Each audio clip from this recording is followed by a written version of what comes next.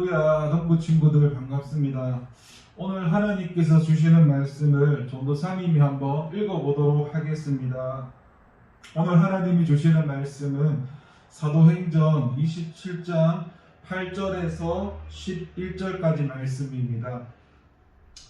간신히 그 연안을 지나 미항이라는 곳에 이르니 나세아시에서 가깝더라. 여러 날이 걸려 금식하는 절기가 이미 지났으므로 항해하기가 위태한지라. 바울이 그들을 권하여 말하되 여러분이여, 내가 보니 이번 항해가 화물과 배만 아니라 우리 생명에도 타격과 많은 손해를 끼치리라 하되, 백부장이 선장과 선주의 말을 바울의 말보다 더 믿더라. 아멘. 잠깐 기도하겠습니다. 하나님 아버지 감사합니다. 하나님 아버지, 우리를 사랑하셔서 이렇게 귀한 말씀을 주셨습니다.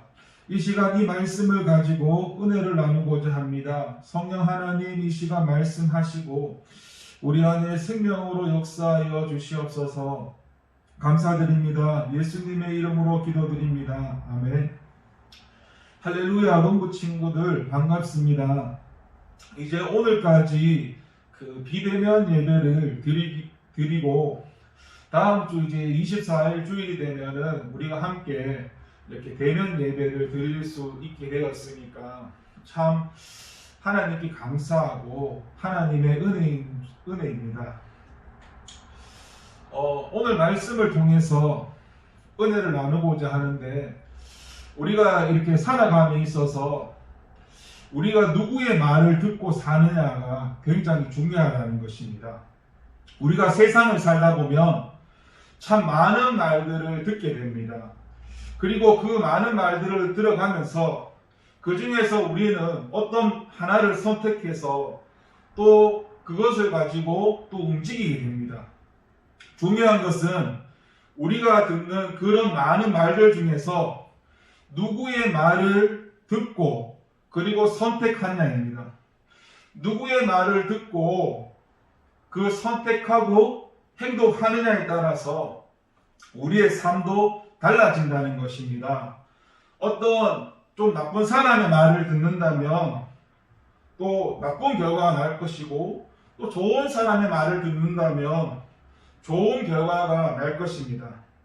마찬가지로 세상의 말을 듣고 세상을 선택해서 세상을 쫓아가면은 당장에는 잘 되는 것 같지만 결국은 망하게 됩니다. 그렇지만 하나님의 말씀을 듣고 하나님의 방법을 선택해서 하나님의 방법대로 살면 이 땅에서도 마찬가지고 천국에서도 마찬가지고 우리는 큰 상을 받게 됩니다.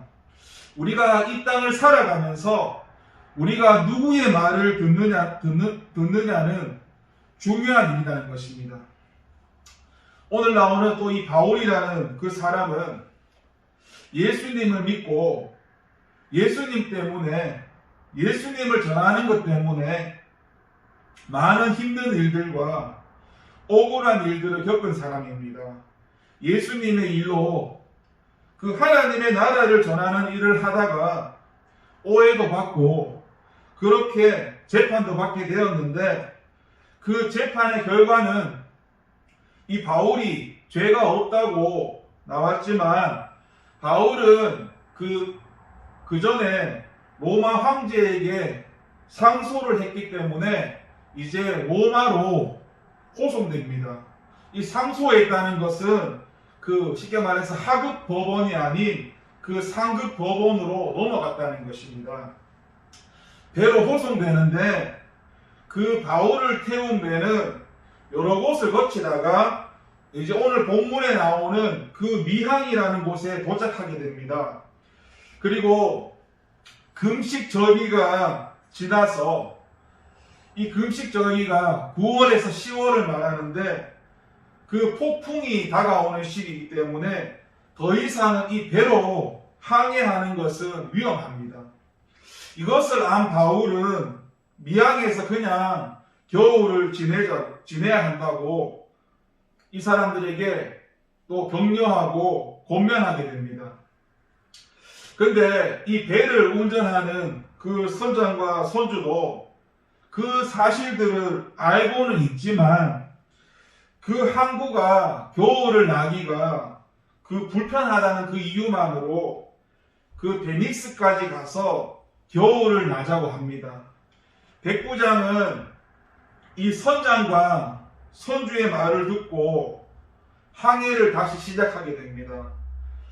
마침 이 순풍이 불어서 잘 되는 것 같지만 얼마 가지 못해서 이 유로블로라고 하는 태풍을 만나게 됩니다.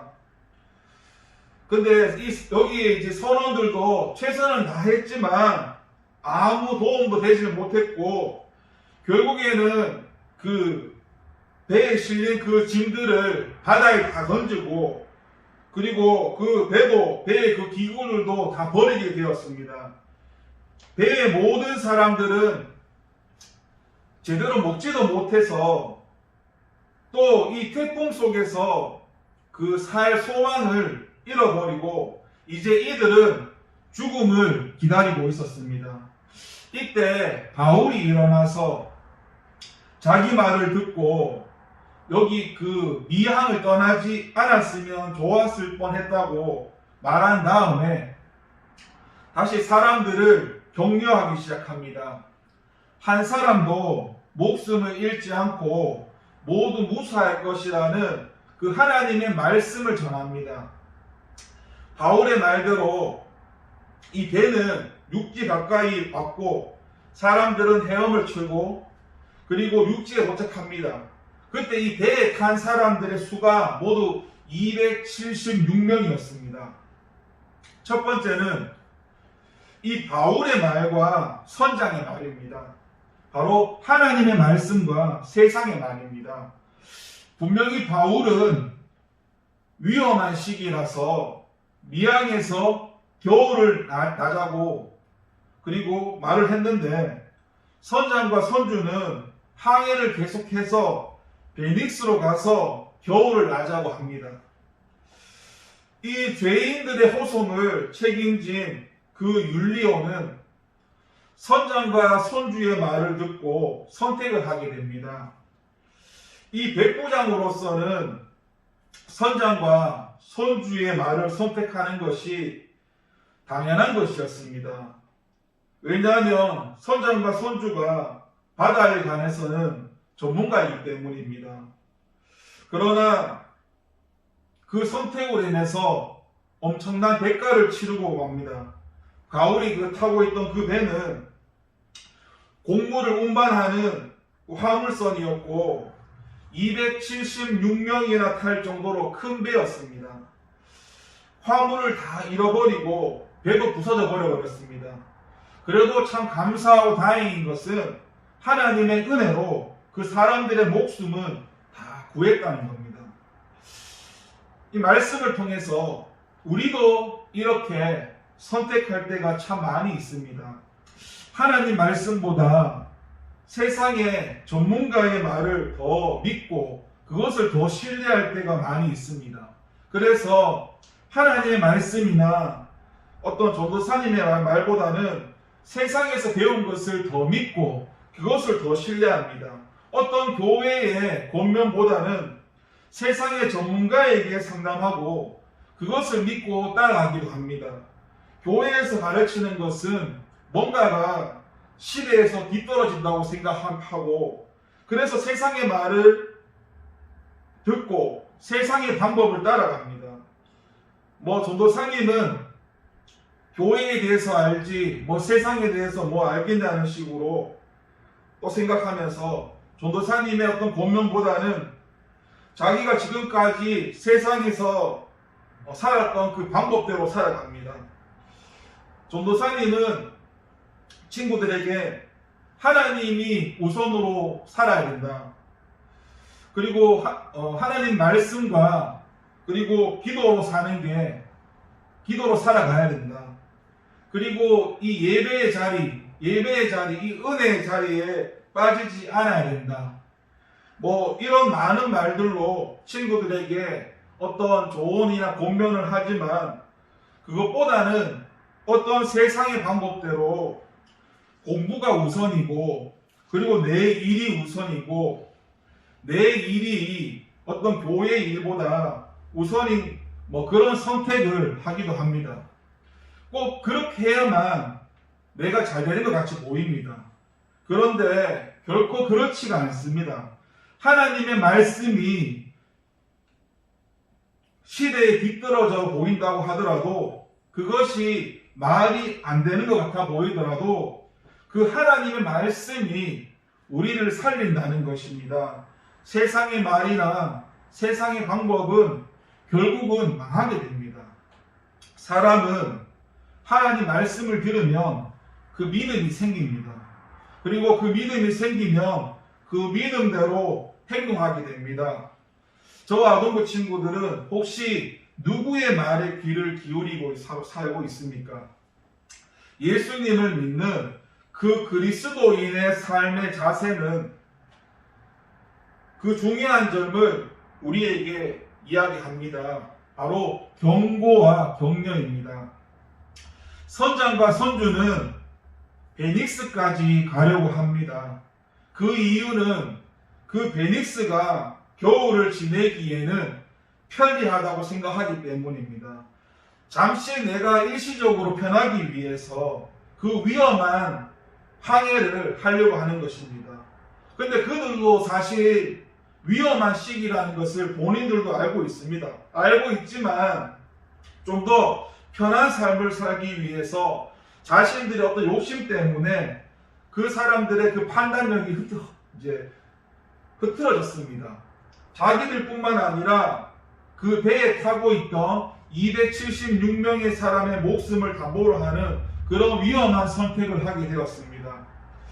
바울은 지금은 금식 기간이 지났기 때문에 위험하다고 분명히 경고하고 그냥 미양해서 겨울을 지내자고 권면을 했습니다. 그런데 바울의 말보다는 그 선장의 말이 선택되었고, 그리고 모든 사람들을 위험에 빠지게 되었습니다.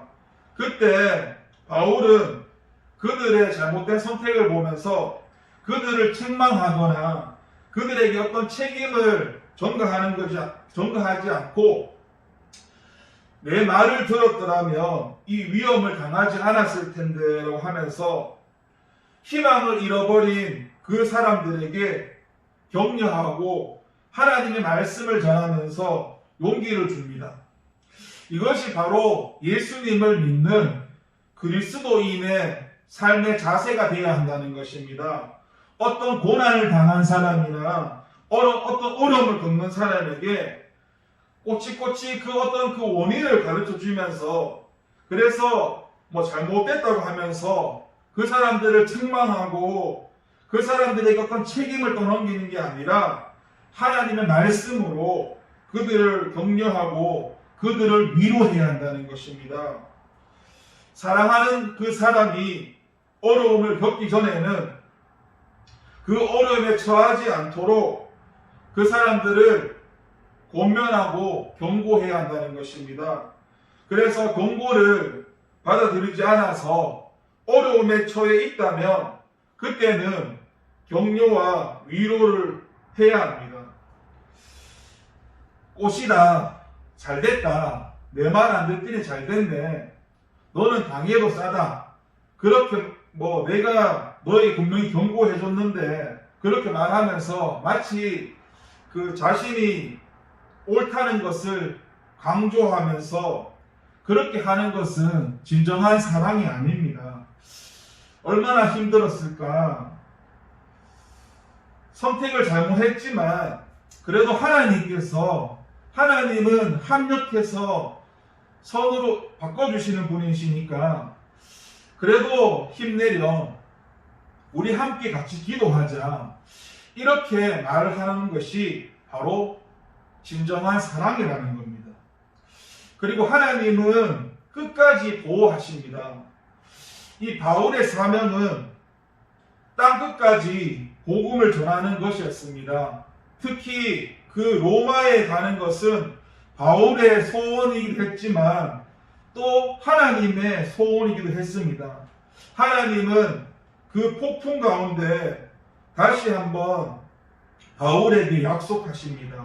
바울아, 두려워하지 말라. 네가 가이사 앞에 서야 하겠고 말씀하시면서 하나님의 의지를 보여주십니다. 하나님이 마음 먹으면은 하나님은 분명히 그렇게 행하십니다. 어떤 것도 하나님을 방해할 수는 없습니다. 그 풍랑으로 인해서 다 죽을 것 같았지만은 바울에게 로마 황제 앞에 서게 하신다는 그 하나님의 약속으로 바울을 보호하고 계시는 그 하나님을 나타내셨습니다. 또 그 병사들이 죄수들이 도망가는 것을 막기 위해서 모두 죽이려고 할 때 백부장이 바울을 구하려고 병사들의 뜻을 막는 그런 장면도 나옵니다. 그래서 하나님이 일하시는 그 일하심에는 한치의 오차도 없다는 것입니다. 그리고 하나님은 실수도 하지 않으십니다. 풍랑뿐만 아니라 병사들의 그 손에서 바울을 구원하신 그 하나님이 오늘 저와 농구 친구들을 지금도 지키시고 지금도 보호하고 계시다는 것입니다. 그리고 하나님의 자녀는 하나님께서 끝까지 지키시고 끝까지 보호하신다는 것입니다. 이걸 믿는 이 믿음이 바로 원수 마귀를 이긴다는 것입니다. 말씀을 마무리하려고 합니다. 혹시 저와 농구 친구들은 지금 누구의 말을 듣고 살고 있습니까? 하나님의 말씀만이 우리를 살립니다. 하나님의 말씀을 듣고 살아갈 때 견고와 긍휼하는 그 그리스도인의 삶을 살 수 있습니다. 또한 하나님은 그렇게 사는 하나님의 자녀를 하나님은 끝까지 보호하십니다. 저와 농구 친구들이 하나님의 말씀을 선택하는 그런 복이 함께하기를 소망합니다. 기도하겠습니다. 하나님 아버지 감사합니다. 하나님 아버지 우리를 사랑하셔서 이렇게 귀한 말씀을 주셨습니다. 하나님 우리가 이 말씀대로 살아가길 원합니다. 성령 하나님 우리를 붙들어 주시고 우리의 삶 가운데서 우리가 어떤 많은 말들 중에서 많은 말들을 듣고 살아가지만은 하나님의 말씀을 듣고 하나님의 말씀을 듣고 움직이고 선택하고 행동하는 그런 저와 농구 친구들 될 수 있도록 삼위일체 하나님 우리를 붙들어 주시고 함께하여 주시옵소서. 감사드립니다. 예수님의 이름으로 기도드립니다. 아멘.